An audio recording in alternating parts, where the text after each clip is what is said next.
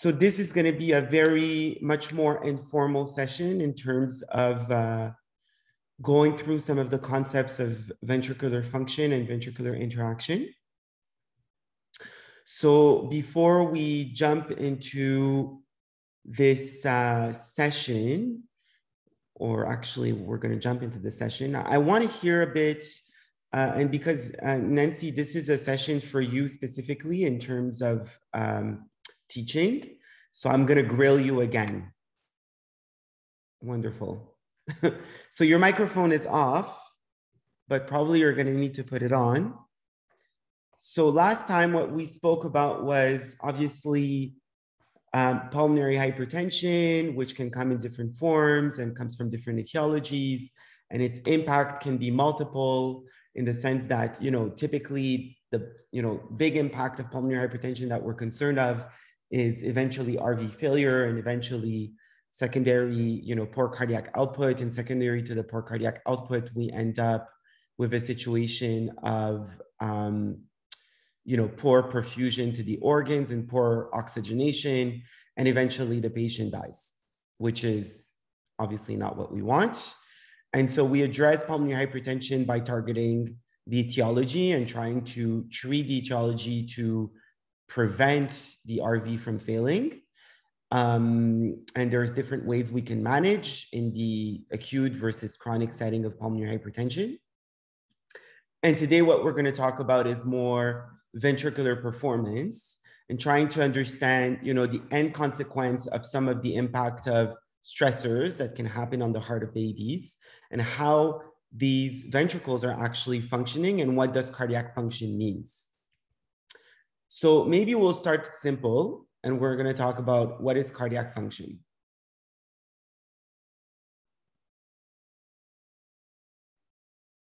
For you. Je vais répondre en français. Okay, perfect. Donc, la fonction cardiaque, tu veux une formule mathématique? No.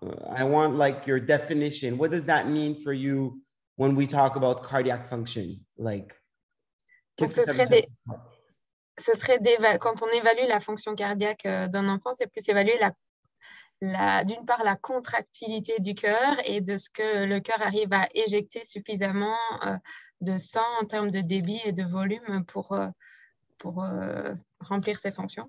Okay, so for Shiran, Nancy said the function of the heart is for it to contract and push blood into the systemic or pulmonary compartment in order to provide blood flow to the organs. Okay, let's say that the cardiac function for pushing is good, but the entire LV cavity is filled with different masses. So I'll give you an example. We're going to go on my website. Un rhabdomyome ou quelque chose? Let's say this patient has, for example, tuberous sclerosis and has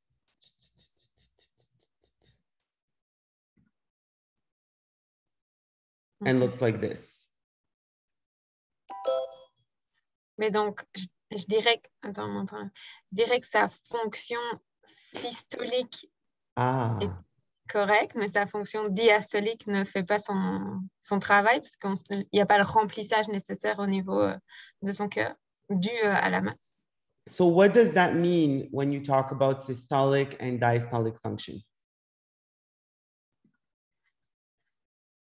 Donc, la fonction systolique, ce serait plus la part d'éjection, le fait que la phase systolique de la contraction et que ça envoie le sang. Et la phase diastolique, c'est la capacité à se relaxer pendant la phase de diastole et que le sang se remplisse au niveau ventriculaire.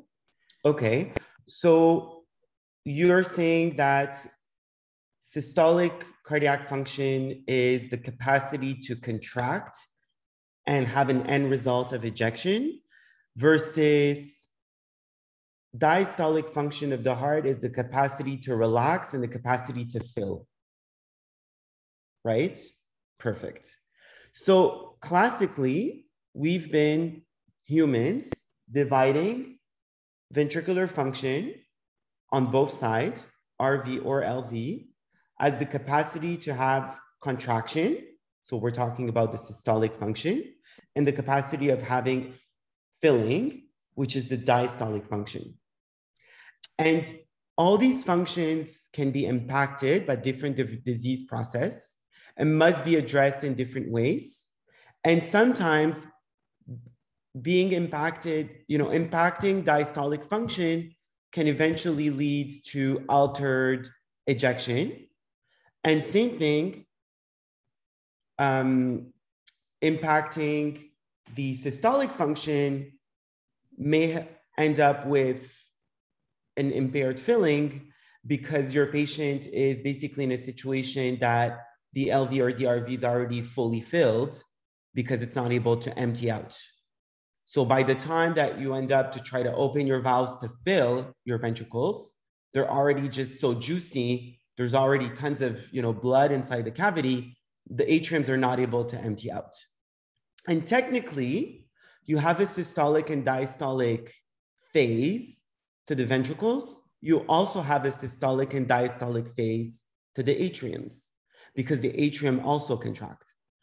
So we typically think about systolic and diastolic because of the ventricular function, and that's what we're going to address. But atriums also have a capacity for contraction and filling, right? That's why in tamponade, so pericardial effusion that leads to tamponade, one of its main effects is that there's impaired atrial filling. So that's one of the big issues with tamponade. Does that make sense? Perfect. So tamponade, let's say I would tell you, okay, tamponade is a disease-altering cardiac function. Which part of the cardiac function is it going to be altering preferentially?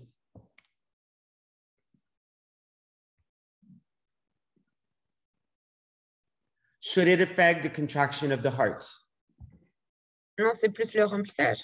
It's the filling, right? So it's a diastolic disease, right? So a lot of the properties we're going to be looking on echo to see if a pericardial effusion is starting to have a tamponade effect is solely about its diastolic properties. We're not going to look about systolic function because typically tamponade is a disease of diastology. Does that make sense? Okay. Now, to contract, usually you need a muscle. And what else do you need? Let's say I give you a muscle. I take a heart and I give it to you in your hands. Is it contracting? No. Why is it not contracting? Parce qu'il faut déjà la forme, la cavité. Okay. So I take a heart from, I go to the butcher, je vais chez le boucher, and I take the heart of a chicken and I bring it to the class and I give it in your hand. I'm going to ask you, how come it's not contracting? It's a muscle. It has all the structures, architecture. What do you need to contract? On a besoin de faisceaux électriques pour envoyer une conduction, une contractilité. Puis si le poulet il est mort, ça va pas le faire. There's no electricity. So you need activation, right? That's the first thing. So you need an electrical impulse to happen. This electrical impulse needs to go through certain wirings in a very, very orchestrated format. So it has to go through a whole process of actually spreading of electricity. This spread relies on healthy electrical conduction. So it means that the actual wires that are going through the actual heart are healthy.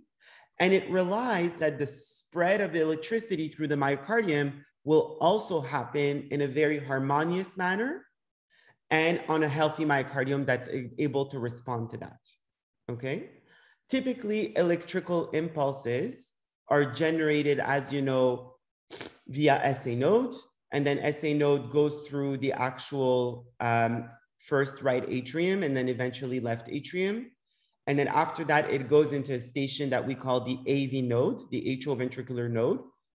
okay, which can be impaired in the context of congenital heart defect, where you have like septal defects, for example, CCTGA, or if you have situation like big VSDs, or post-op, if you have to go and sew inside the AV node area. So all of these things can alter your function. So you have to think about that. So then the impulse goes down your hinge, you know, tes fibres de Purkinje, to all your wires, and it will, you know, activate your septum first from left to right, and then eventually you'll get activation of your entire myocardium. And in general, what do you contract first in the ventricle is the septum starts to contract, it pulls the apex, your apex starts contracting, then it goes up towards the upper layers of the ventricles, and it goes towards the outside. So first the endocardial layers will start contracting, and then eventually your epicardial, myocardial, epicardial layer starts contracting. It goes very fast, but the activation is actually very important because it activates different properties. And that's why in newborns, the apex is typically the most powerful zone of contraction. And you can imagine like the ventricle, which spins on towards the top, because this apex is the most contractile portion of the heart. So if you have, for example, an infarct, if you have fibrosis, if your patient was exposed to, for example, maternal lupus, and there's a lot of inflammation, but this inflammation is not homogeneous, there's like patches of inflammation. So think you're inside of the ventricle and there's zones that are suffering. These zones might not be actually activated at the right time or might not respond to the electrical impulse. And sometimes there's zones that are actually moving around because the other parts are trying to contract and are trying to pull up, but that zone is just being pulled. It doesn't contract itself. We call this tethering effect. So if you know that this can happen, you understand that some of the measures that we have are very imperfect about trying to understand all of these aspects of cardiac function, right? Because often we're going to assume that the entire wall is contracting the same way.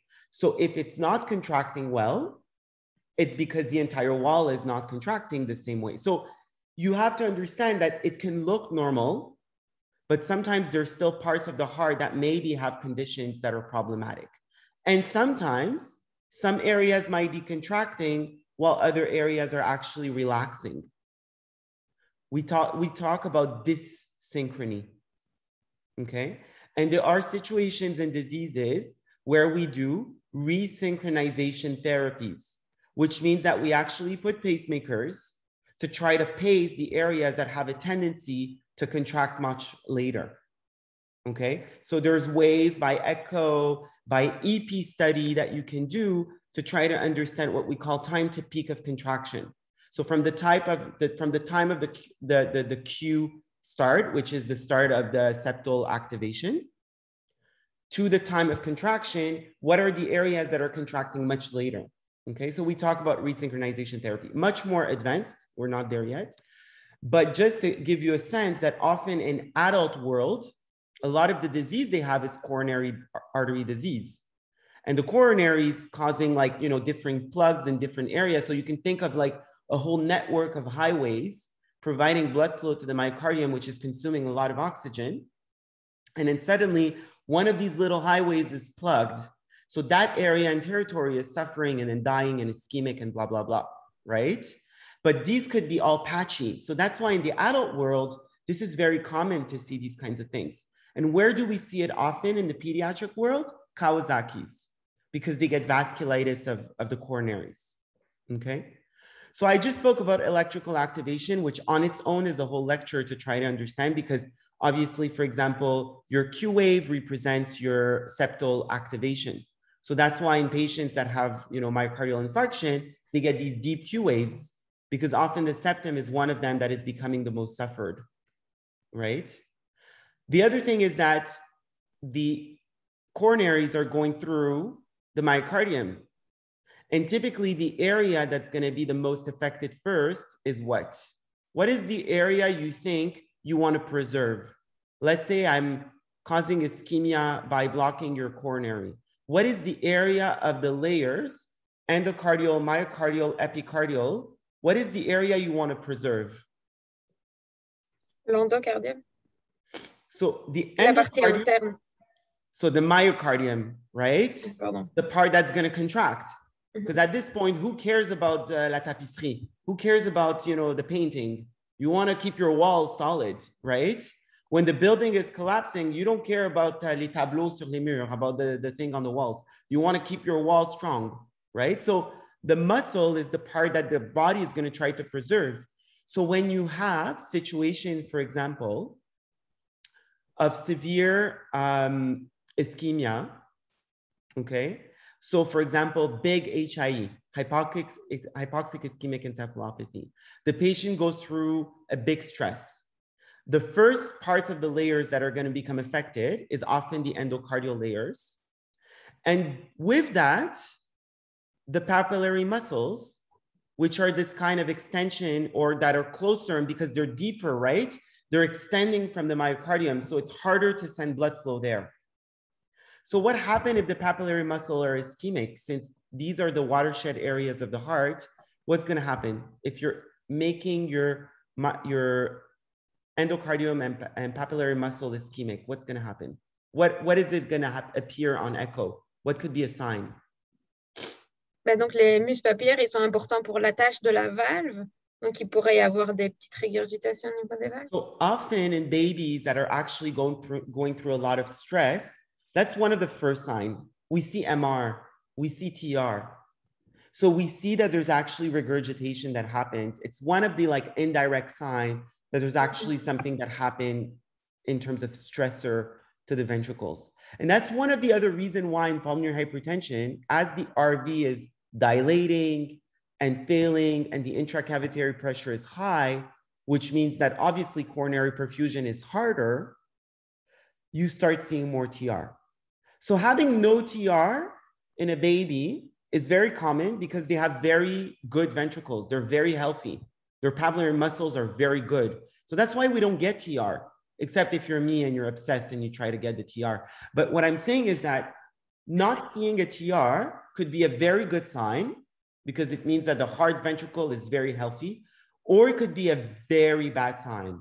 If you have like this big RV and it's not able to generate anything, you're not going to have TR, you know, you're not going to have a TR because it's not even able to generate any kind of pressure. Okay, so that also you have to keep in mind. A ventricle that's dead is not moving. It's not going to generate any kind of blood flow movement.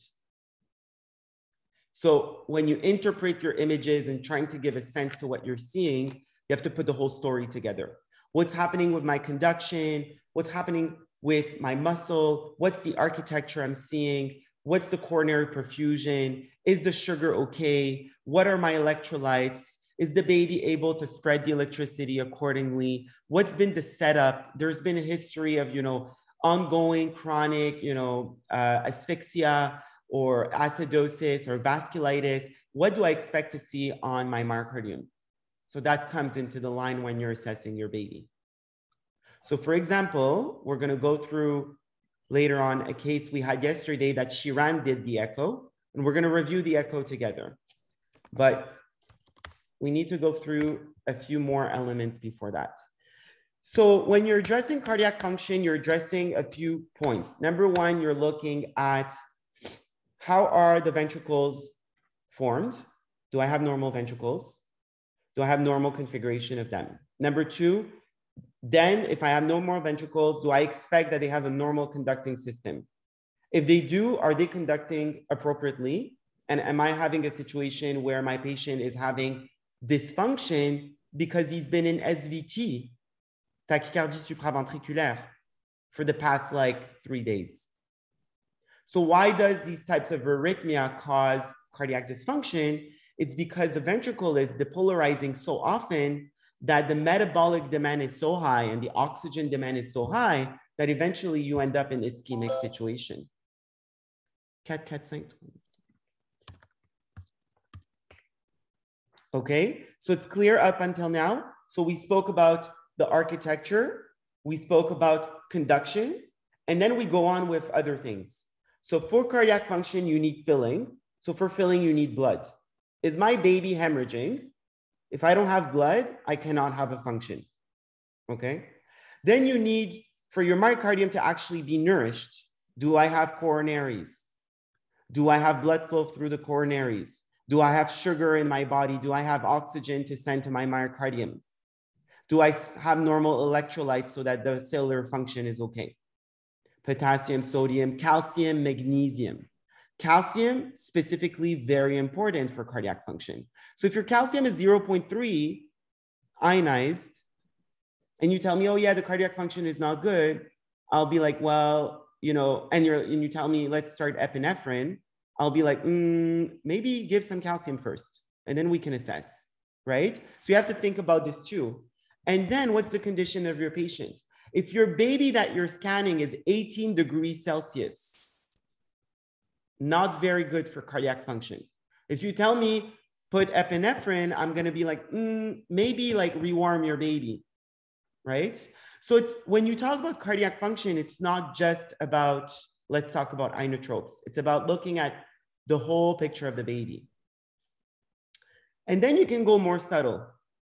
Is it my systolic function that's affected? Is it my diastolic function? If it's diastolic, why? Is it because I have intracavitary issue? Is it because I have mycardial issue? Or is it because I have extracavitary issue? So intracavitary issue, I have cardiac masses, cardiac rhabdomyoma. I have septal hypertrophy from infant of diabetic mother. I have hypertrophic cardiomyopathy, which could be genetic. It could come from Noonan syndrome. So then it's a problem of relaxation and filling. So what do I do for that? Well, then obviously, if the patient has a problem of filling, you want to avoid being dehydrated. If the patient is very tachycardic, maybe you don't want the baby to be tachycardic. You want to bring down the heart rate so that there's more time for filling. So maybe you're going to start a drip of a beta blocker like esmolol, which you can stop very quickly. Because if you give a medication like propranolol, it's going to last very long in the blood, and then you're screwed if the baby's hypotensive. So you want something that you're going to titrate quickly, right? Maybe you're going to want to start an inotrope that's going to not promote vasodilatation, but actually try to stent your outflow tract, like norepinephrine or vasopressin. So these are things you have to put together to understand, well, what's the problem and how I'm going to address it? So that's just an example of how it would go for a patient who has a particular cardiac dysfunction. What's the underlying etiology? What's the physiology? How am I going to address this? Okay. So let me just open this. So now it's time to review some of those concepts we just addressed. So you already saw this slide. Typically, we have an RV and we have an LV. And typically, the LV is our systemic ventricle and is subaortic. And typically, the RV is subpulmonary and sends blood flow to the lungs, right? Cardiac function can also be affected in the context of congenital heart defect or in the context where the afterload of the ventricle is too high.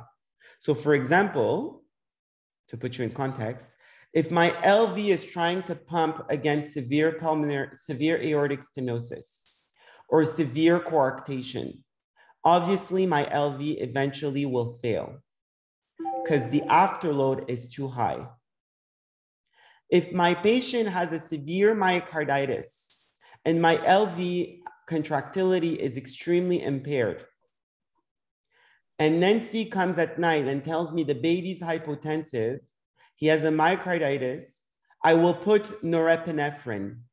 Is this a good idea? Why is it not a good idea?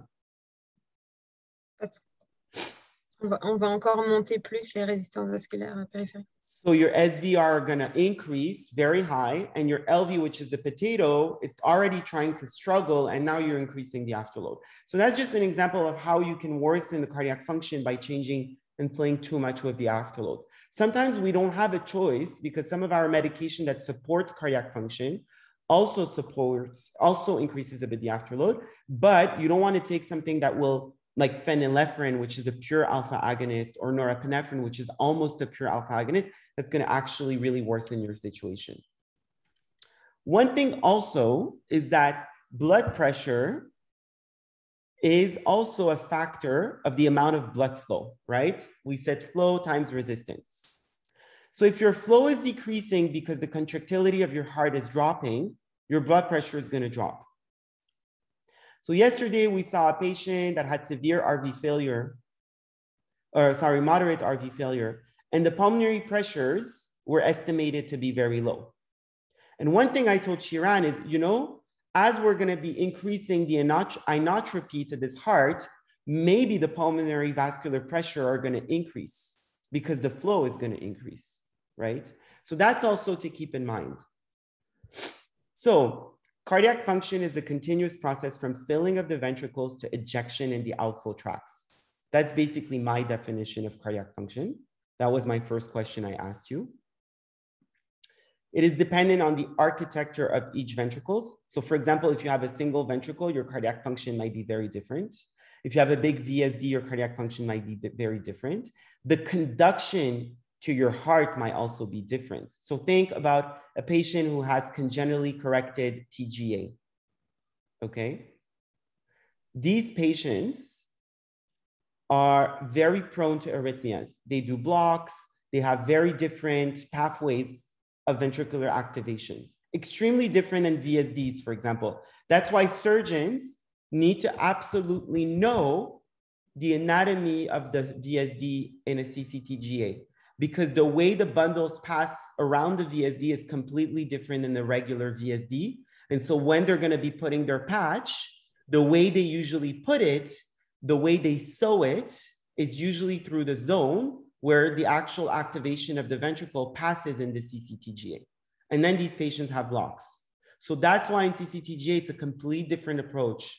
They take an approach that's different for the patch repair, right? So it does have an impact when you're talking about activation of the ventricles. It's dependent on the afterload of the outflow tracts and the preload, because if you don't have preload, you're not going to have any function. It's dependent on the crosstalk of these two ventricles, right? So, and it's, you know, they all have their independent fibers, but they also have some shared fibers, which is the septum. And it's dependent on the precise activation by the conducting system, which first you get the interventricular septum typically activated from left to right, and then from the endocardium to the epicardium, endocardium to the epicardium. So you can think that if you have ischemia to your endocardium, this activation may be disturbed, right? Because the conducting system is also having more difficulty passing through the electricity. Does that make sense? So that's why in these specific patients, you really, really, really want to make sure that your calcium is normal, that your potassium is not at 2 or not at 8, that your sodium is not at 119, right? So a lot of, for example, our HIE babies, one of their issues is that there are an acute kidney injury, and then people start flooding them with water because we don't have choice. They're in DIC, so they need transfusion. They are hypotensive, and you know, some of them maybe have lost a lot of blood because it's a fetal maternal hemorrhage. And then they have acute kidney injury. And then eventually at 24 to 48 hours, they start entering a phase of SIADH. It's usually not immediate. It takes about 24, 48 hours. So they retain a lot of fluid, and then people are worried because then they see the baby is not peeing. So then they start giving more fluid, and then you take a sodium, and the sodium is 113 because they've been accumulating so much free water. And that obviously impacts what? Conduction. What else? Edema. So then your myocardium becomes edematous, and the edema of the myocardium does not help with altered conduction. Okay? This results in two phases, systole, diastole, which means that systole is typically the phase that we talk about contraction, which part of it results in ejection. And the other thing is diastole, which is the relaxation of the ventricle, which part of it represents the filling. As you remember, there's always a phase of isovolumetric contraction, and there's always a phase of isovolumetric relaxation. So how does the LV and the RV contract? can someone tell me the difference in the properties of contraction of the LV and the RV?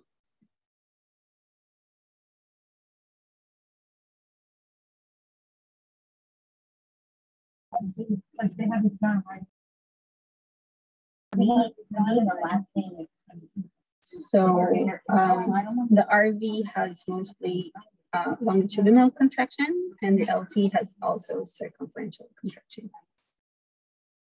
Perfect. So the RV is preferentially an organ that will typically contract longitudinally, versus the LV tends to also have a property of circumferential contraction. We're going to talk about this. So let me just open a whiteboard and then see if that works. Typically in 3D, if you look at the LV, it looks like a bullet shape, like this. And then you have your mitral valve.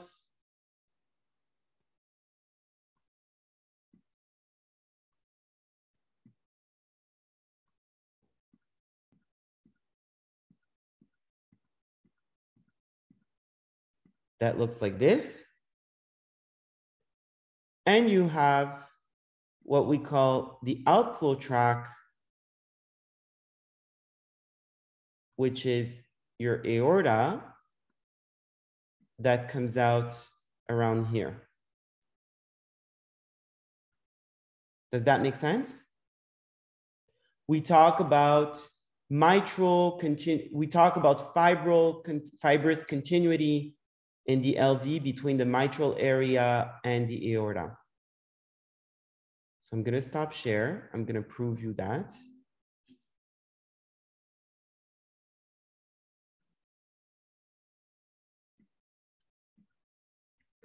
So let's go by echo.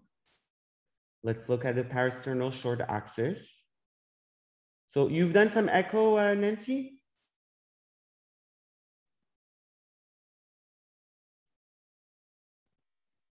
Nancy? You've done echoes already. Oui, oui. Okay. So in this view, this is a parasternal short axis. What is this thing here? La valve aortique. What is this thing here? C'est le bout du ventricule droit avec la chambre de chasse, l'artère pulmonaire. So c'est la voie de chasse droite, the RV outflow tract. And what is here? L'oreillette droite, gauche. Perfect. So as you are sliding down, you then see your mitral valve, and eventually you're going down to your apex. So now I'm going to go to normative apical view. And we're going to look at a view that's called 3-chamber view, or sometimes they call it 5-chamber, depending if what you see on the angulation. So what is this? Ça, c'est la valve mitrale. What is this? Le ventricule gauche. What is this? La chambre de chasse gauche avec la valve aortique. So that's what we mean by there's mitral fibril continuity between the outflow tract of the LV and the mitral valve, right? Does that make sense? It's important because there are some diseases that obstruct this area, and then eventually the valve moves in a way. So we call this systolic anterior motion of the mitral valve. So especially in hypertrophic cardiomyopathies, you get anterior motion of the mitral valve, which obstructs the outflow tract during the contraction. And that's one of the reasons why in some of these babies, when they're severely affected, we start them on norepinephrine or vasopressin, which is counterintuitive because you say, well, they're already hypertrophied, and now I'm going to increase the afterload, right? Well, this is just a rescue mechanism to reopen this outflow tract. Okay? So we said there's this continuity, and then the RV, you're seeing my whiteboard, huh? Mm-hmm. The RV kind of goes around the left ventricle.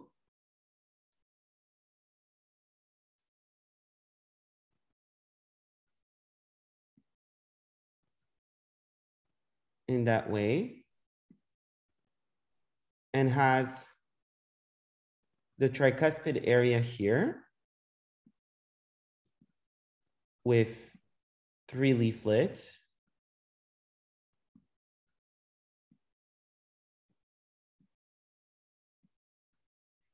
And there's non-fibrous continuity with the pulmonary artery, which does not come out in the same angle as the aorta. Does that make sense? So if you're looking from on top, what would be the relationship between the aortic valve and the pulmonary valve in a normal baby?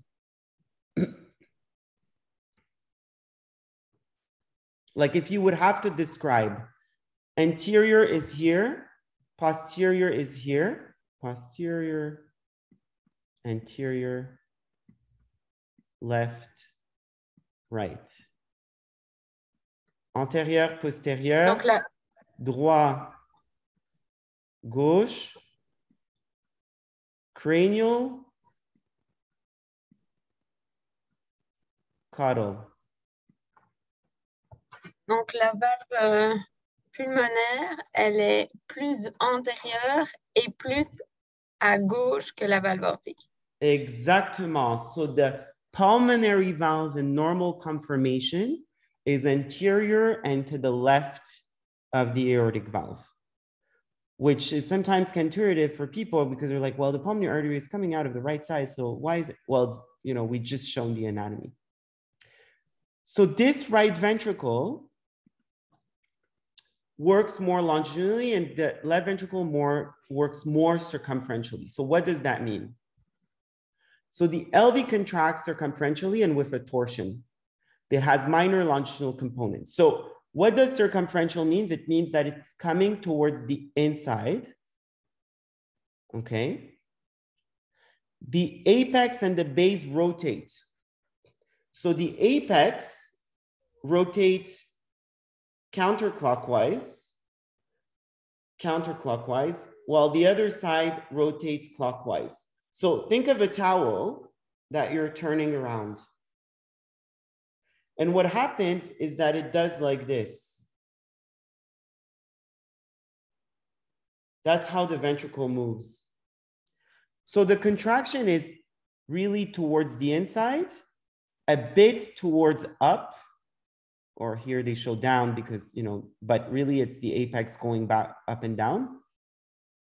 And then this rotation effect, okay? So it looks like this.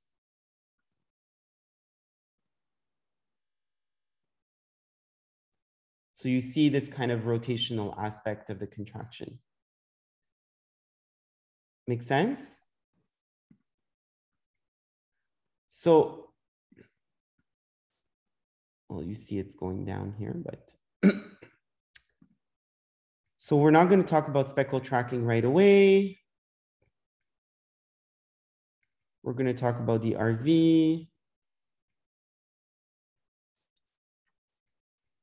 Okay, so we spoke about the rotational. I just want to point out that the layers of the LV from the epicardium, so from the endocardium to the epicardium, are not oriented the same way. They're actually fibers that are going different ways. And the rotation from the interior side is not the same as the rotation from the outside.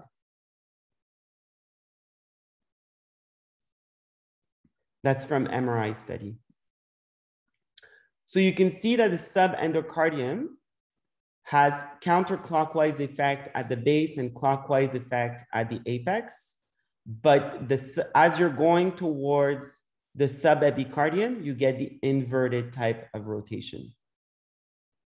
And all of this is obviously affected if you have single ventricles, congenital heart defects, different afterloads, et cetera, and different activation.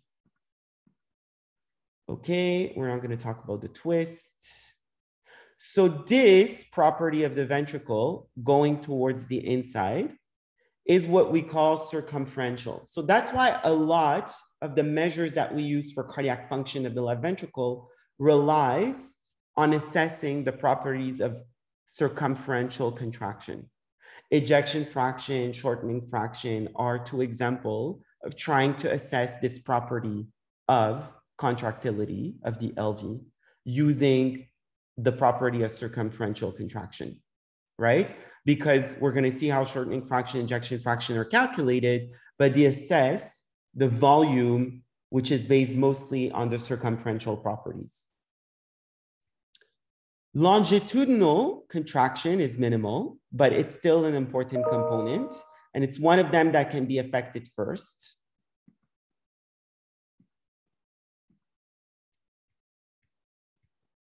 Okay, this I don't want to talk about. Right ventricle.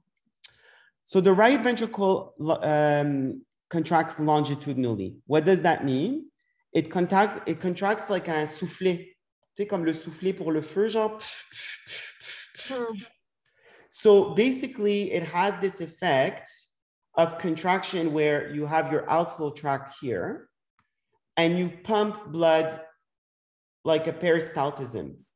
And that's why a lot of the properties that we use to assess cardiac function of the RV uses this longitudinal property. And you can see how in 3D, the RV is very different than what we saw in 3D in the LV. So if you have to calculate an ejection fraction, what's your definition of an ejection fraction?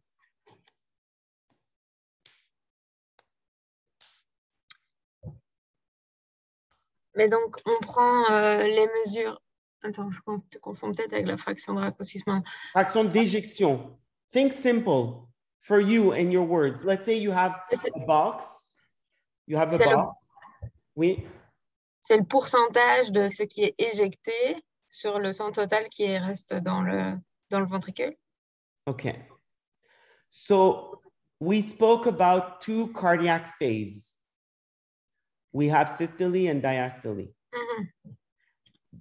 The ejection fraction is how much was ejected compared to the capacity of the ventricle. So typically, it's the stroke volume, okay, le volume d'éjection, divided by the total volume of the ventricle, which typically is the end diastolic volume. And the stroke volume is what? The stroke volume is the end diastolic volume minus the end systolic volume. Do we agree? You have a volume at the beginning, you have a volume at the end. I had 10 cc at the beginning, I have 5 cc at the end. It means I ejected 5 cc. What's my ejection fraction? Well, it's 5 cc divided by 10, 50%. Mm-hmm. I have 10 cc at the beginning. I have 7 cc at the end. I ejected 3 cc. 10 minus 3. So 10 minus 7 equals 3. I ejected 3 cc. What's my ejection fraction? 3 cc divided by 10, 30%. Does this make sense? Mm-hmm. Now, to assess that, you need to be able to assess a volume. So because our minds are very simple, this type of volume looks like a bullet. So we can use echo and we can assume that all these are little discs, and using our 2D images, we can try to estimate these volumes at the end of systole and the end of diastole. So one way doing that is what we call the Simpsons biplane.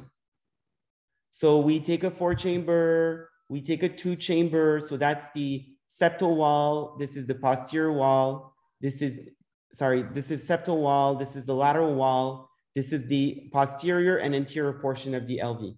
So we're taking the whole LV and we're cutting from the side and cutting from the front. And using that, we trace it. And the machine will create all those little discs in diastole and in systole. And then you do it on the other side and you say, well, the discs is like 3D.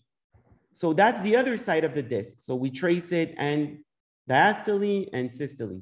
And it will compute all these discs and create yourself a volume. So you can do end diastolic volume minus end systolic volume, which gives you a stroke volume. And then you can take your stroke volume divided by your end diastolic volume and you get an ejection fraction.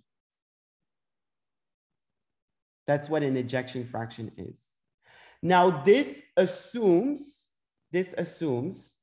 that all of these are discs.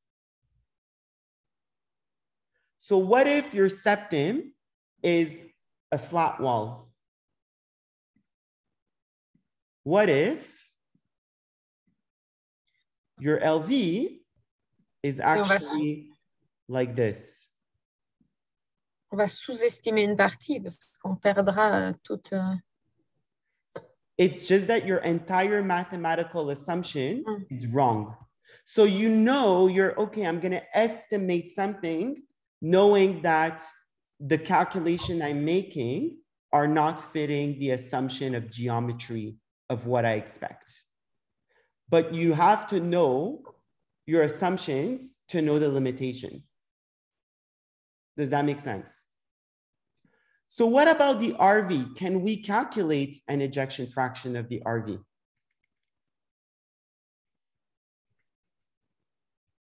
Sorry. Can we do an ejection fraction? Ben, pas de cette façon-là, parce que c'est pas des petits disques, c'est pas bien... Exactly, so not the same way. It's not discs, right? It looks like this kind of pyramid / banana. So if you're able to capture a 3D volume and get the whole geometry of the RV, yes, maybe you can use programs to mathematically estimate what's the volume at the end of diastole, the volume at the end of systole, and then eventually calculate it. You can do it with MRI, for example, very easily, because the machine is able to then tell you what's the end diastolic volume and systolic volume, and you're able to calculate your stroke volume. And then you're able to calculate your ejection fraction for the RV. But by echo, you cannot use discs to measure your volumes of the RV.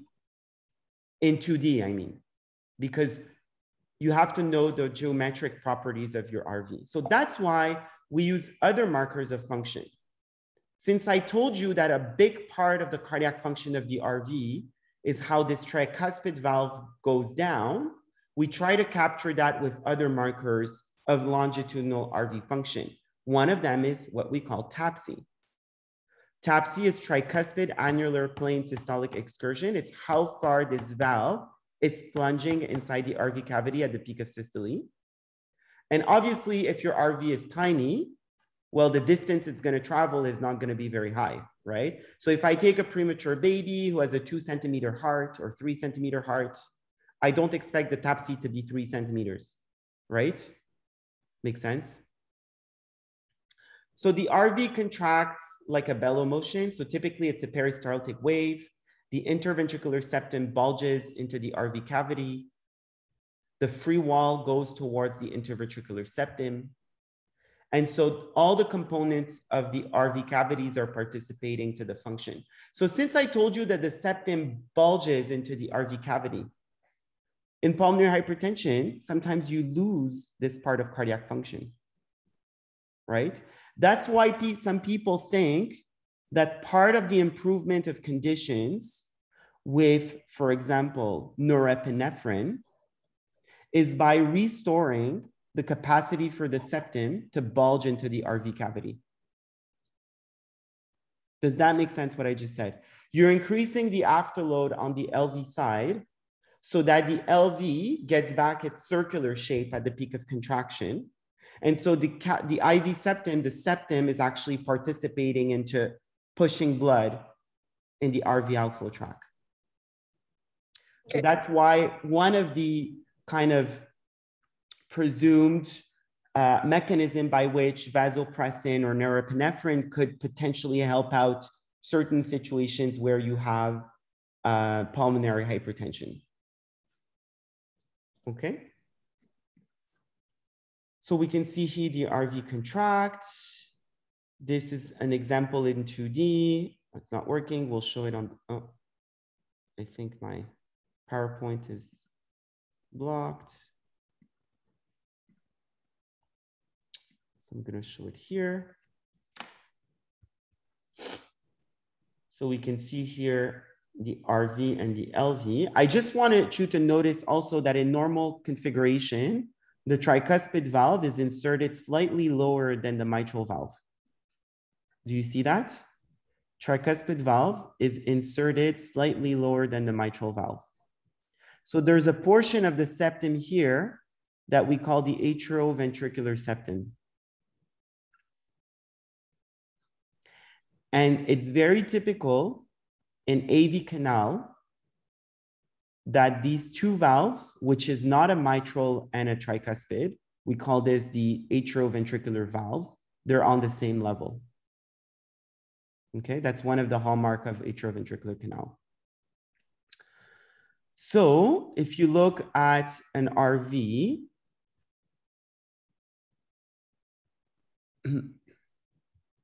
one of the functional properties of the RV is that you can use your M mode, your motion mode, where you slice along the line of interrogation that goes from the apex to the attachment of the tricuspid valve to the free wall.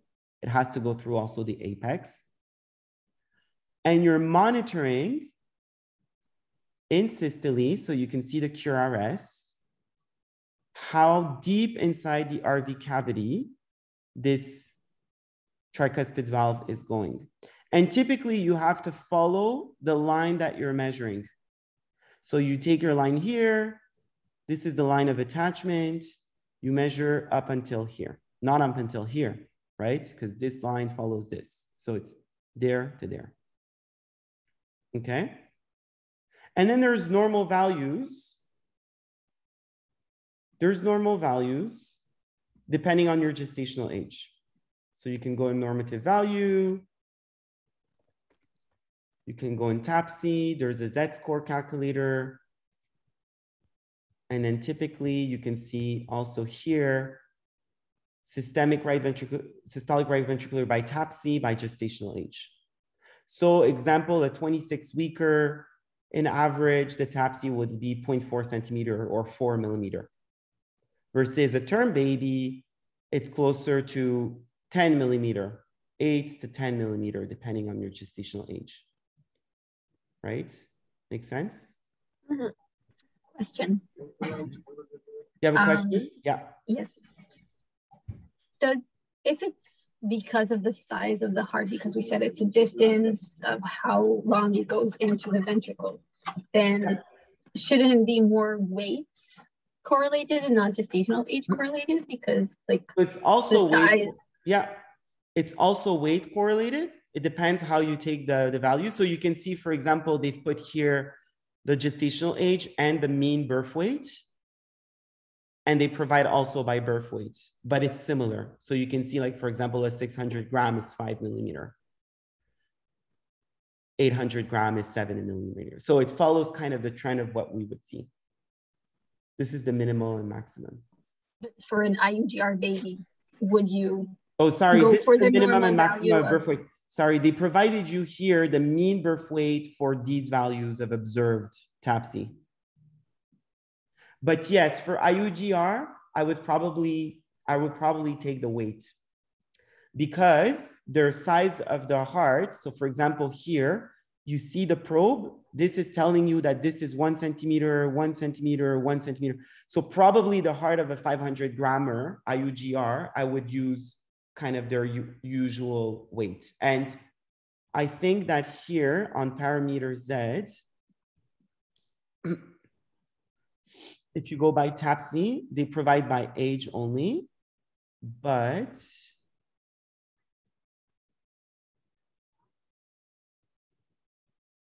parameter Z, this is the one I want to show. No, not the one. this one. If you open this one,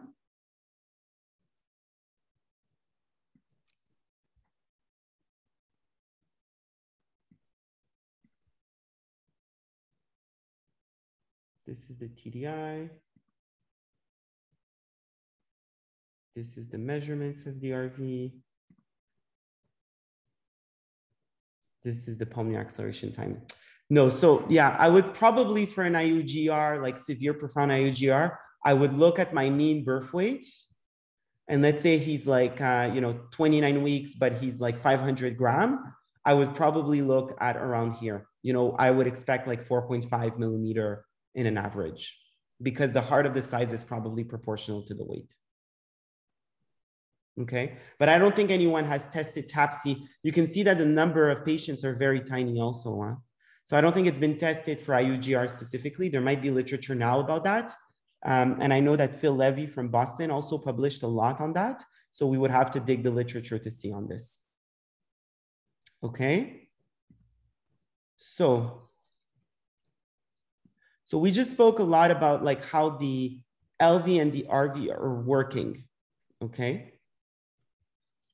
So if we look at, did I close Zoom? You guys are still here? Mm-hmm. Okay. Oui. Cannot find you on my screen. There you go. I can see you. So I'm just going to show this. So that's an example. You can see the LV, the RV, and you can see how the RV is contracting longitudinally from up and down. And I'm not going to go in 3D echo today, but I just want to show you how, it tends to have this kind of bullet-shaped conformation depending on where you're seeing in the 3D portion of the views. Okay. Versus the RV. Okay. So now we're going to be talking about other elements of function that we can look at. One of the functional assessment of the heart could be through what we call tissue Dopplers.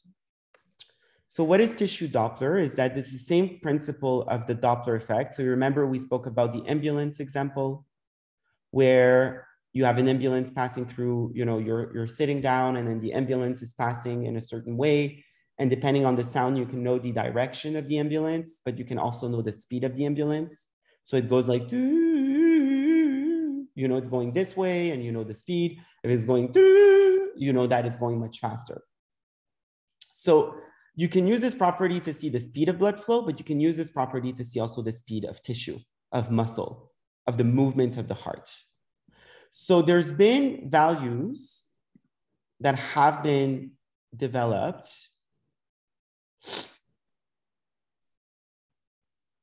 Oh, I am in, okay, here. To use these properties to do what we call tissue Dopplers. So what are tissue Dopplers? Is that you're actually sampling the speed of velocity of your tissue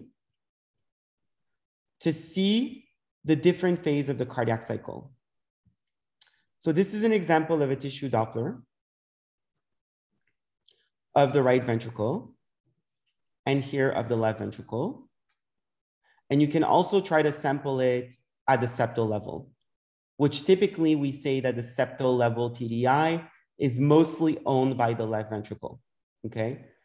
So here, what you're assessing is the speed at which the muscle under your base, so when we talk about the base, we speak about the valvular area of the atrioventricular valve, the speed at which it is moving in time. So it's not a distance, it's a speed. So you see, or a velocity. So you see here, it's in centimeters per second. It's not in centimeters, it's in centimeters per second. So how does this tracing, what does it tell you? It informs you on the longitudinal velocity of the myocardium. So it's not on the circumferential, it's not on the torsional aspect, It's strictly on the longitudinal aspect. How longitudinally it's moving. So I could be moving like this. I could be moving like this. I have the same speed. Or I could be moving like this. I'm faster. Or I could be moving like this. I'm the same speed as the second one. So this is why I'm saying it's a speed, it's not a distance. Okay? So you have to keep that in mind when you're assessing that. So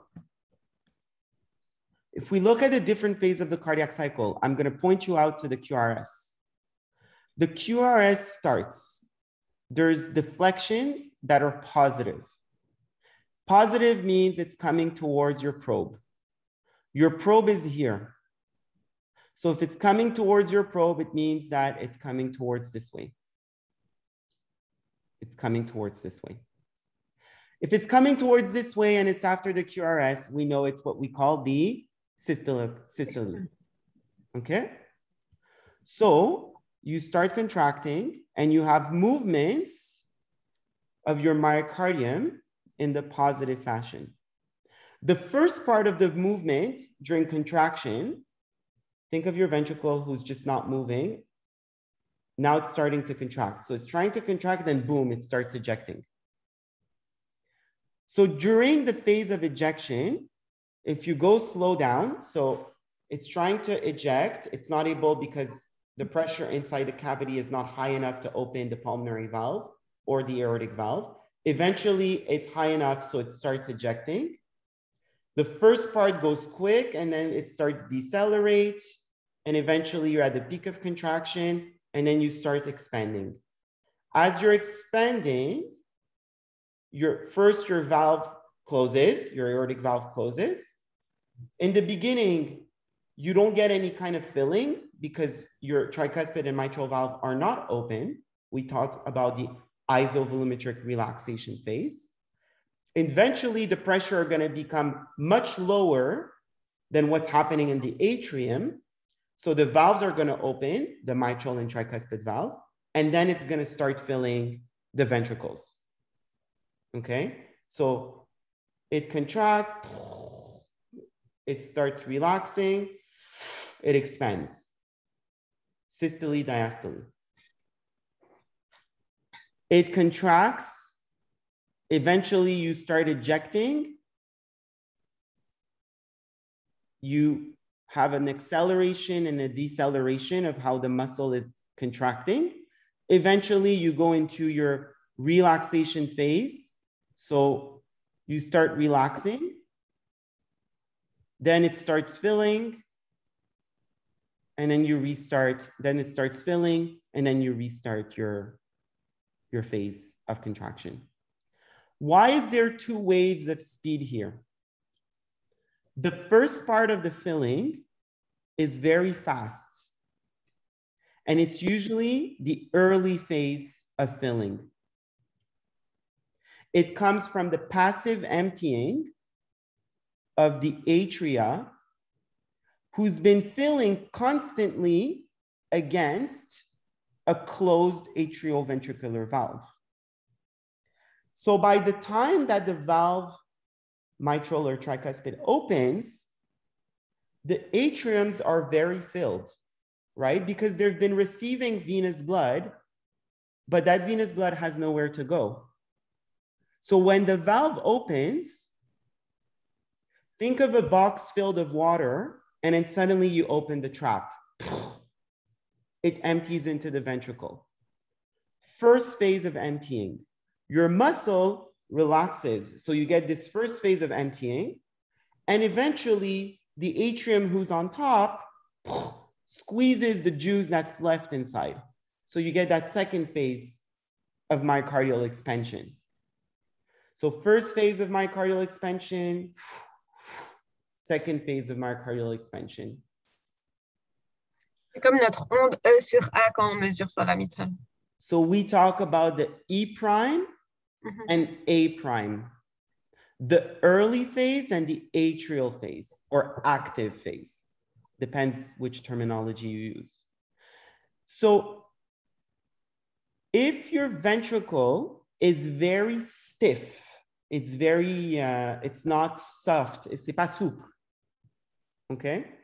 If it's very stiff, trying to fill it passively, so imagine a very stiff ventricle, the valve's open, that atrium is just trying to empty itself, but it's still very stiff. So the movement of that myocardium is not important.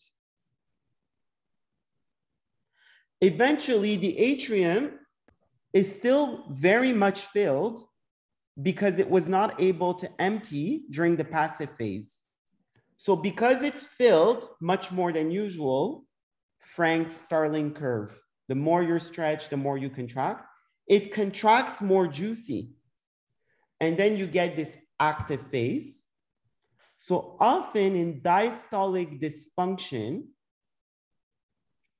this E prime wave is very tiny. Why? Because if the myocardium is stiff, or if you're not able to fill your myocardium, example, you are in tamponade, one of the first signs is that this wave is very tiny. We're going to get back to that. So this is your systolic peak velocity. This is your early diastolic velocity. And this is your active or atrial or late diastolic velocity. S prime, E prime, A prime. Probably I would have put that a bit lower, like here, actually.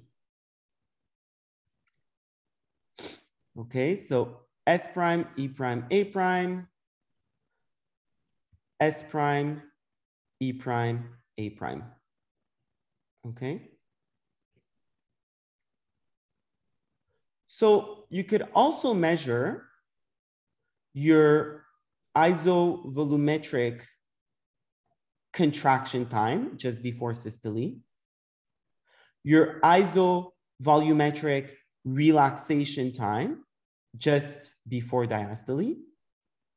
You can measure the time you spend in ejection, and you can measure the time you spend in filling. And all these time periods may be affected by heart rate, right?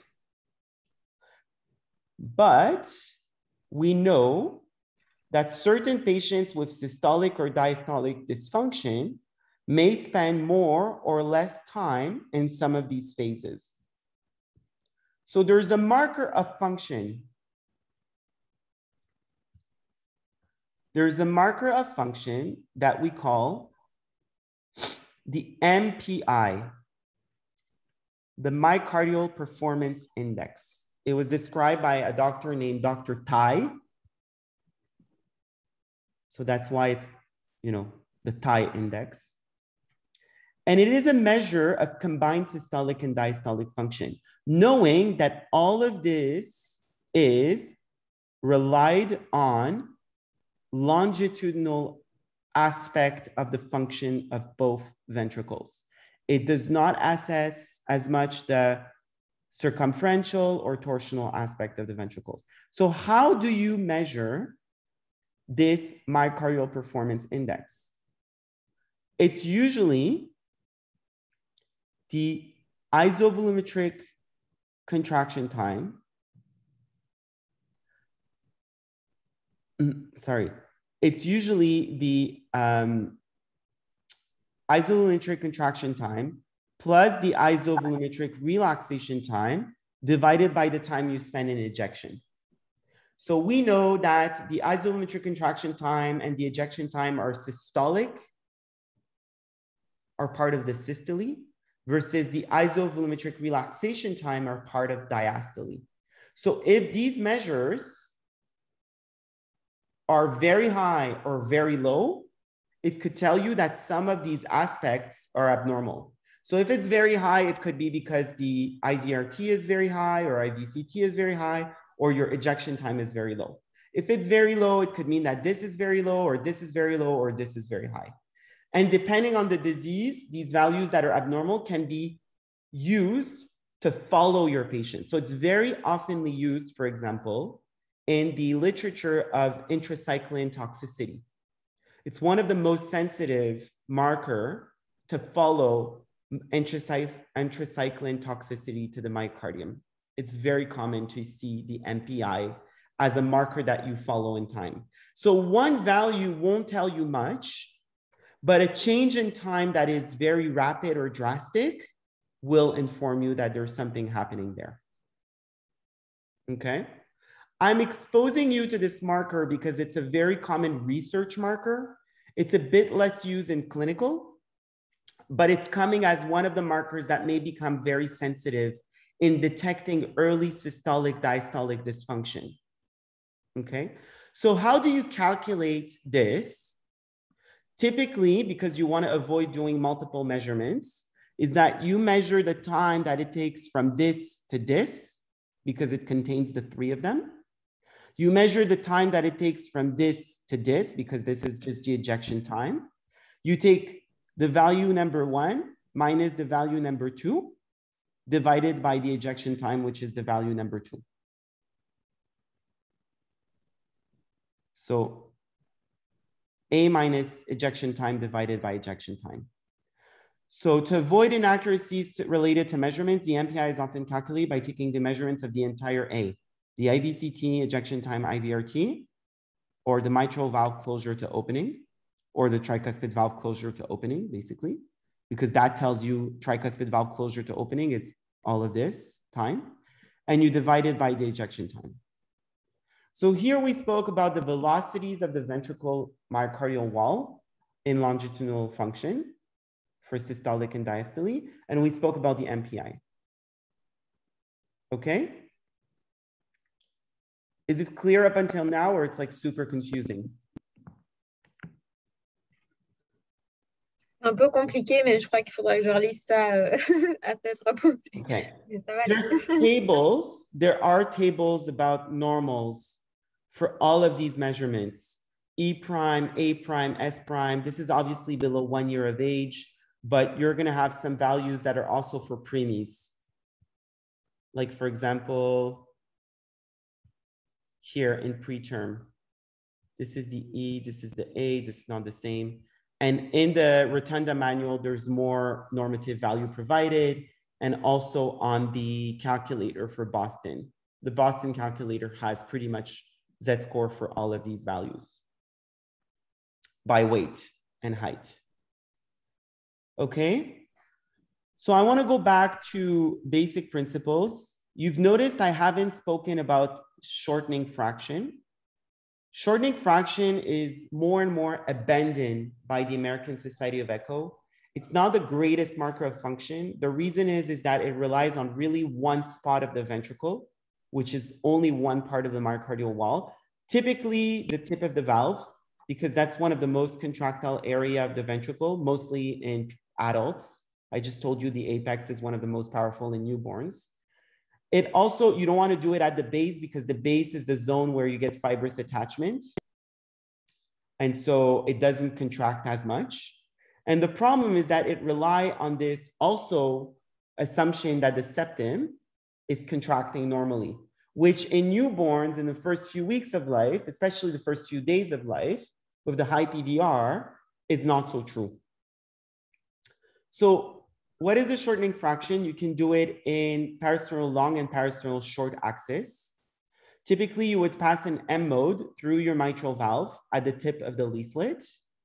And you want to take what we call the end diastolic diameter minus the end systolic diameter divided by the end diastolic diameter, which gives you a shortening fraction. Okay? Est-ce que ça change quelque chose de le faire en long axe ou en court axe?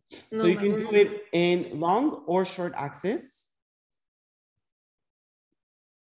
This is an example of a short axis. So it can be taken in parasternal short axis for quantification of the shortening fraction. I would say that it's now mostly used in pediatric echo labs for ruling out hypertrophy, rather than actually shortening fraction, because now we know that probably using other markers or function are probably more sensitive. So you can do it in both views and it should be giving you similar results. Everything is dependent, obviously, on many things. Angle of where you're taking, like let's say you put your angle here versus you're putting your angle like this, right? Let's say you have poor contraction here, but good contraction here. Let's say your septum is not working well. So for all of these reasons, many centers have abandoned the use of shortening fraction, or they're not looking at it with the same kind of, importance. And usually we like to have around 30%. And ejection fraction, we like to have around 50%. Okay, so that's one of the systolic markers of LV function. We're going to now talk about some markers of diastolic function, which have been validated for the pediatric population, not as much in the newborn. One of the reasons is that often you get fused waves because of the heart rate. So what do I talk about here? I talk about the inflow velocities. So we're using the Doppler principles to see the speed of blood flow as it is entering the cavities. So here I have an apical 4-chamber view. I use a pulse wave Doppler, which tells me about the velocity exactly here at the point of interrogation. And I'm measuring the velocity of the inflow from the mitral valve and from the tricuspid valve. And here you can see that there's this early phase, and then there's this active or atrial phase after the contraction of the atrium. Now, typically in very, non-stiff ventricles, your early phase is much higher than your active phase. But in babies, the issue is a few. Number one, because of the heart rate, often these are fused. The early and the active phase are almost at the same time. The second issue is that by definition and by physiology, they often have stiffer ventricles just because they've been through placental circulation. So to reach a state where you have a bigger E than an A, it takes often a bit of time. So it's not a perfect marker for diastolic function. Okay, so that's an example of a big E and a small a, bigger E and a smaller a, and you get respiratory variation.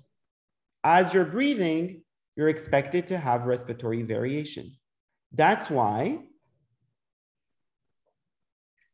one of the markers of, where's my pericardial effusion? One of the markers of tamponade is to put your inflow on the RV side, or sometimes even the LV side, and to measure this variability that is expected to happen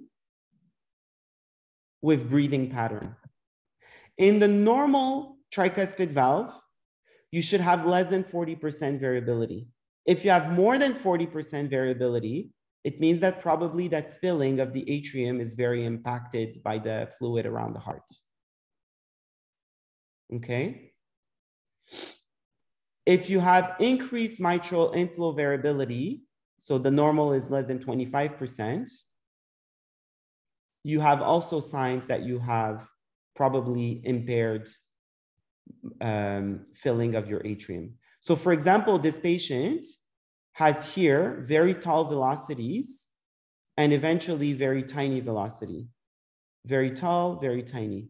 If you do like the tip of this velocity and this, you would see that it's more than 25% drop. Here also. Do you follow that? Versus this, which is not so bad, minimal variation.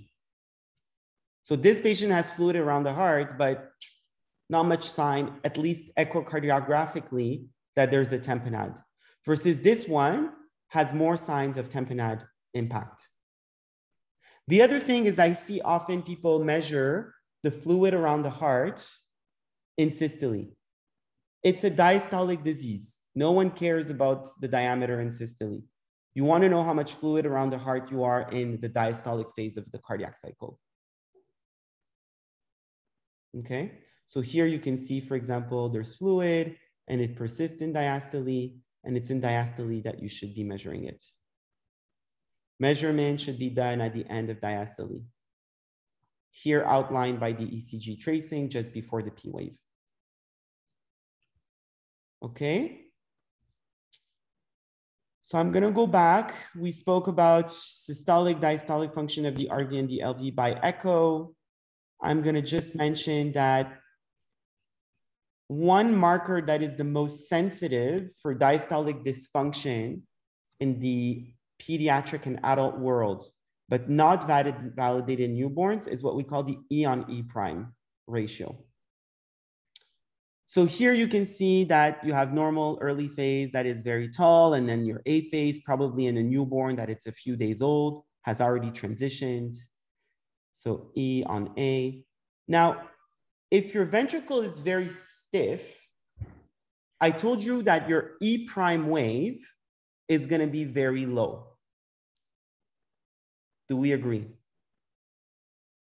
So one marker is to actually see, well, what's the velocity of the blood flow entering the cavity compared to its impact on the velocity of that myocardium, which is supposed to be expanding. Hence why we take the E divided by the E prime ratio. And often in adults, this marker is one of the most sensitive markers for diastolic dysfunction in diseases like hypertrophic cardiomyopathy, restrictive cardiomyopathy, and things like that. So for example, you can see that here, as the ratio is above these values, these are signs that you have severe diastolic dysfunction. Est-ce que, Gabriel, tu peux me réexpliquer la différence entre le E et le E petite étoile, le E prime? Le E, the E is the velocity of the blood flow. The E prime is the velocity of the tissue of the myocardium. Okay. So the blood flow, which enters the cavity, will lead to the expansion of that myocardium. If the myocardium is stiff like a rock, it's almost not going to move. And the speed at which it might be moving might be very tiny. So that's why we're comparing, well, what is the speed of blood that is able to enter that cavity compared to the speed at which it is actually leading to the expansion of that wall? So since the E prime is in the denominator area,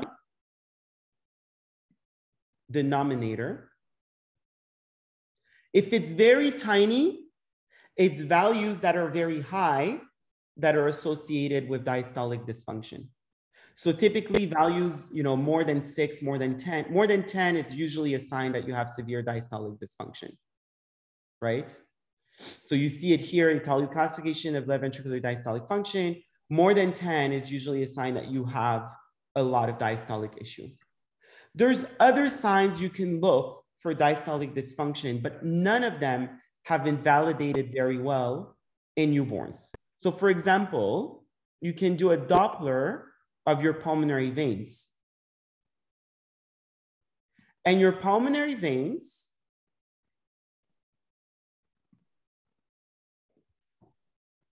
typically have 3 phases or biphasic, depending on, your heart rate, your compliance. So you get S1, S2, and then the diastolic wave. Okay. But sometimes you get some degree of retrograde flow in the pulmonary vein during the atrial kick. Okay. And that could be a sign, if you spend a lot of time in retrograde flow, it could be a sign that your atrium is still very much filled when it's going to be time to contract. And when it's contracting, it's not able to empty. So where's the blood going? Backward, because it's trying to empty in this LV who's very stiff, but it's not able, so it sends back blood into the lungs. Now, the problem with these markers in newborns is that newborns have PFO. So instead of sending backwards, it's going to send to the right atrium. So that's why it's not as well validated. And the other thing is that probably in newborns, it's normal to have some degree of retrograde flow. So we talk about duration of the A wave, and this A wave, pulmonary venous A wave. So you see here, pulmonary venous A wave. So we talk about this is the A wave, which is the atrial wave of the pulmonary venous Doppler. So that duration in pediatric and adult, where they don't often have PFOs, can be also an indicator that there's like diastolic dysfunction of your left ventricle. Same parallel. If you're looking at your right ventricular diastolic function, you're going to look at the veins draining into the right atrium. So often we're going to look at the subhepatic veins to see, is there a lot of retrograde flow in the subhepatic veins? Is the IVC very dilated? These are signs that there might be some RV diastolic dysfunction. Okay. One last measure that I want to talk about. We're not going to talk about strain today and speckle tracking because, I think we need to understand well function of the heart by conventional markers before running into these markers. Two last ones that I want to talk about is cardiac output, Dpdt, and the FAC. There's three actually. What's the FAC? The FAC is something that we call fractional area change. So the same way you can do an ejection fraction, which is a fraction of a volume, you can do the fraction of an area. On peut faire la fraction d'un périmètre, une aire, pardon. Okay. So we said in 4-chamber, this is an RV, for example. We said that the RV, we cannot assume that it's discs. So we can trace the area when it's completely filled at the end of systole. We can trace the area at the end of diastole. And we can use the end systolic, the end diastole and systole. We can use the end diastolic area minus the end systolic area divided by the end diastolic area to give us something called a fractional area change. So example, this is in systole, this is in diastole, and typically more than 35%, depending on where you read, because there's a variation with gestational age, but sometimes, some people quote more than 30% is normal. And this is a fractional area change in the 4-chamber. Some are doing what we call a modified apical 3-chamber view of the RV. What is a modified apical 3-chamber view of the RV? This is the modified apical 3-chamber view. We see the tricuspid valve here.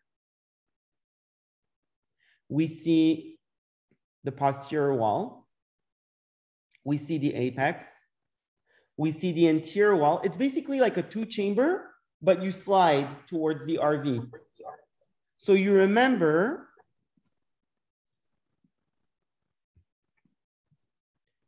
it's like basically you're looking at the 2-chamber is like cutting the LV this way. You're sliding and you're cutting the RV this way. So you're seeing your tricuspid valve and your outflow track. So posterior, anterior. Okay. Instead of seeing it in that way, which is the apical 4-chamber view. Okay. So some also have measured the fractional area change in this view,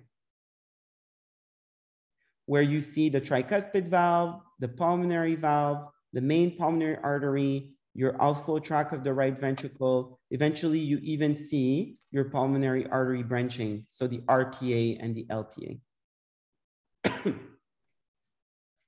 In the middle, you see your aorta. Okay, so some measure the end diastolic area and the end systolic area in this view, and they do a fractional area change. So if you go in normative value and you look at this article by Amish Jain, he's done also fractional area change. Oh, it's not written on this table.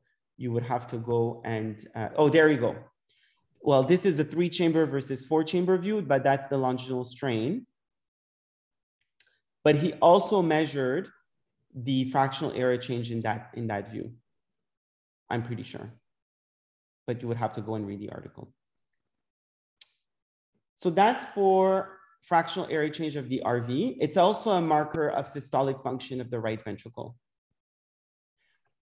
Here I'm showing some of the just dimensions. Why is it important? Because sometimes you want to make sure that your LV or your RV are not dilated, which could be an underlying signs of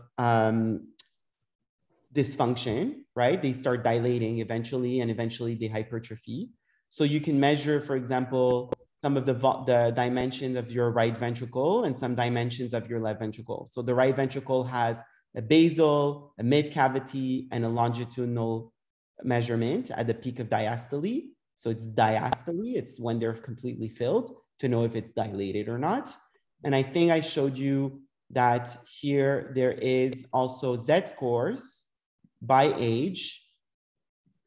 So you can put days even of like your basal, mid cavitary, and length, and your diastolic area. Okay. So that's about cardiac FAC. Brief word on the cardiac output.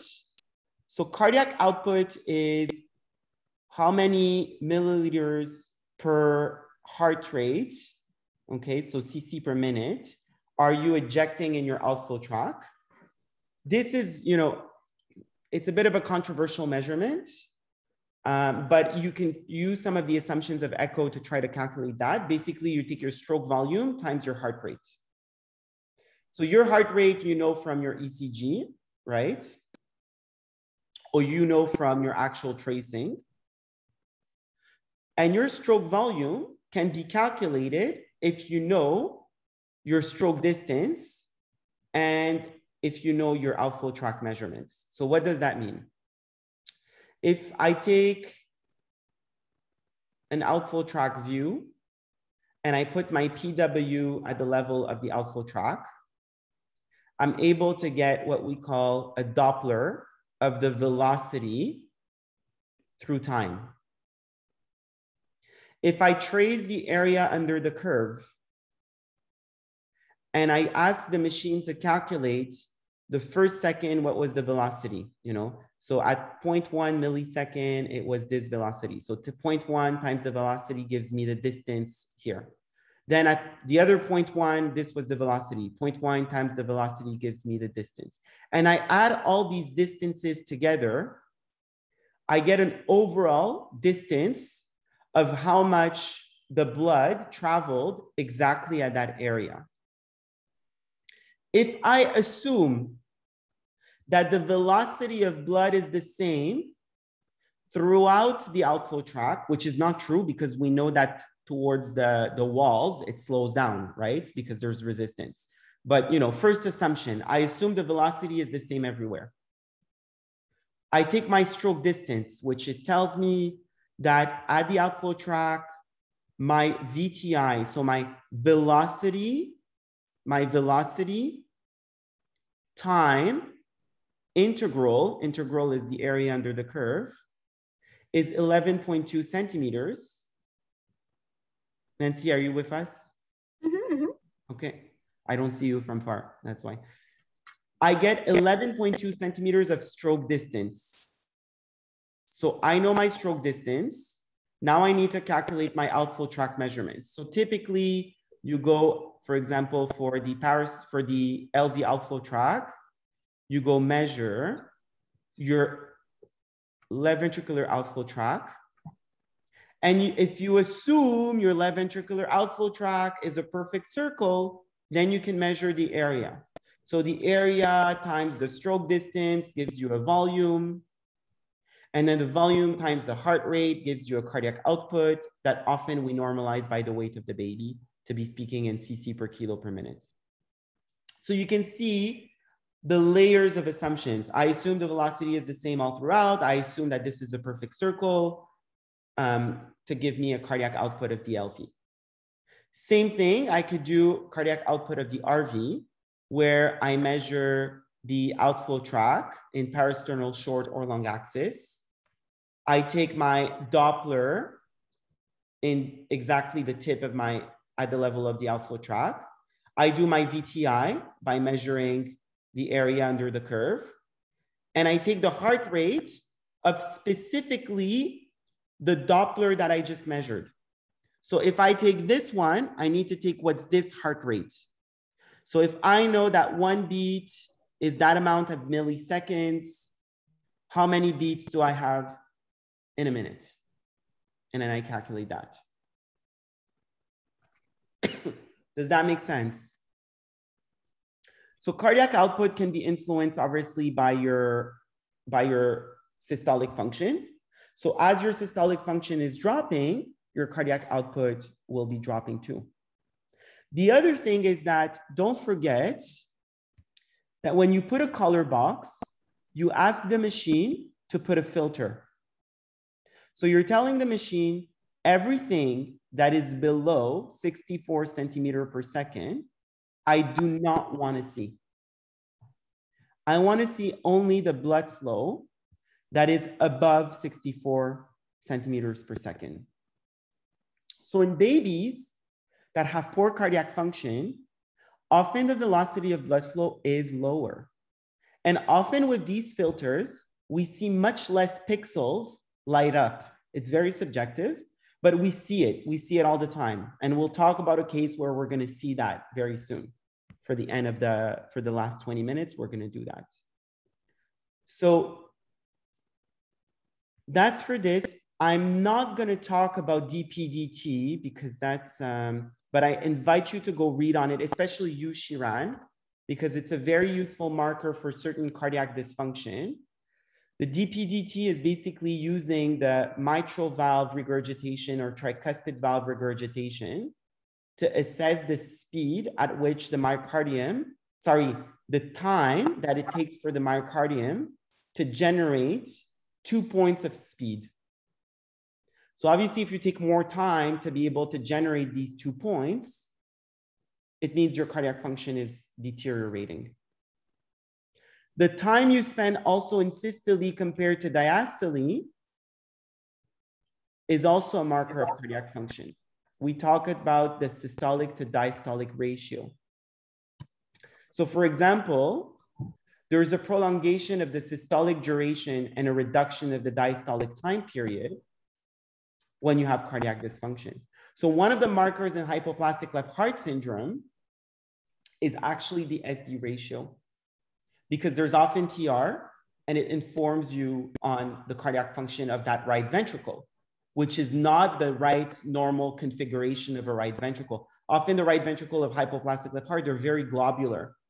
So you can't really do an ejection fraction by Simpson because it's not really a bullet, but you can't really do, you can do areas, but they're not validated as well. So often there's a big literature on using the SD ratio and the Dpdt for these patients. If ever, you would do research on these patients, not that we're cardiologists, but if you do research in this population of patients, that's the reason why we're trying to get TRs, because we are not trying to measure the systolic blood pressure. We don't care about that. We know that with the cuff, right? We're trying to measure these other things using the TR. Does that make sense? Okay. So these were the markers of function I wanted to address today. I'm going to stop the recording now because I'm going to show the echo of a patient, and I don't want this to be online live for everyone. Is there specific questions you want to ask first before I stop the recording?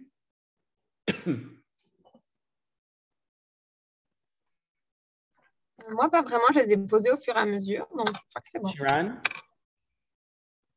Okay.